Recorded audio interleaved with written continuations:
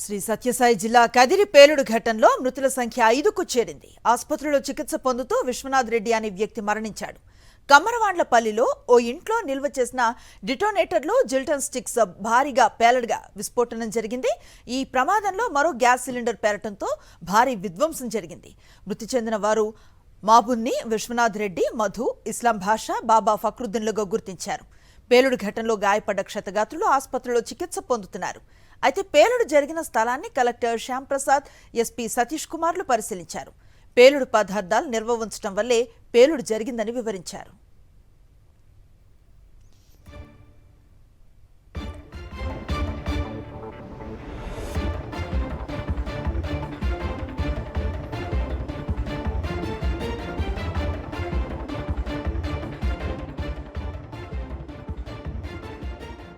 Incident మేరకు totally ఆ ఫ్యామిలీలో అరుగురు ఉండేవాడు.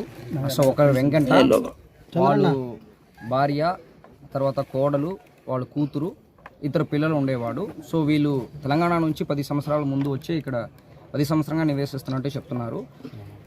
ఒక మంట వచ్చినట్టు చూసిన వాళ్ళు కూడా చెప్తున్నది ఏంటంటే ఒక మంట వచ్చింది. మంట వచ్చిన తర్వాత ఫ్యామిలీ నుంచి వాళ్ళు అందరూ బయటకు వచ్చేసి పక్కన ఉన్న వాళ్ళని పిలవడము, పక్కన ఈ కన్స్ట్రక్షన్ యాక్టివిటీస్ జరుగుతుంది. కన్స్ట్రక్షన్ యాక్టివిటీస్లో పాల్గొన్నవాడు, రోడ్డులో ఉన్న వాళ్ళందరూ కూడా ఆ మంటని ఆపడానికి కోసం వచ్చిన టైంలో బ్లాస్టింగ్ జరిగినట్టు చూసిన వాళ్ళు చెప్తున్నారు.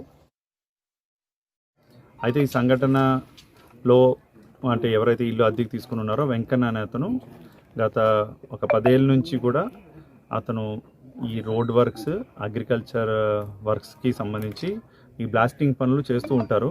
ఒక ట్రాక్టర్ సహాయకారంతో ఆ బ్లాస్టింగ్ వర్క్స్ చేస్తూ ఉంటారు ఆయన. అయితే ఆయన ఇవాళ ఉదయం వాళ్ళ ఇంట్లో ఒక మంటలు రావడం, అది చూసి చుట్టుపక్కల ఉన్న ప్రాంతాల్లో ఉన్న ప్రజలందరూ రావడంతో ఒక్కసారిగా పేలడంతో అక్కడ ఉన్నటువంటి ఎక్కువ మంది ఇంజూరీ అవడం, చనిపోవడం కూడా జరిగింది. అండ్ వెంటనే ఎవరైతే ఇంజూరీస్ అయినాయో వాళ్ళందరినీ కూడా మనం ఇక్కడ ఏరియా హాస్పిటల్లో ట్రీట్మెంట్ చేస్తున్నాము.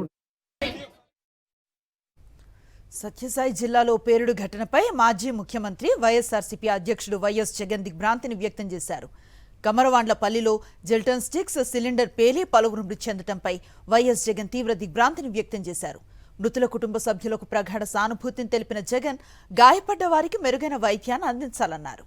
గాయపడ్డవారు త్వరగా కోలుకోవాలని ఆకాంక్షించారు వైఎస్ జగన్.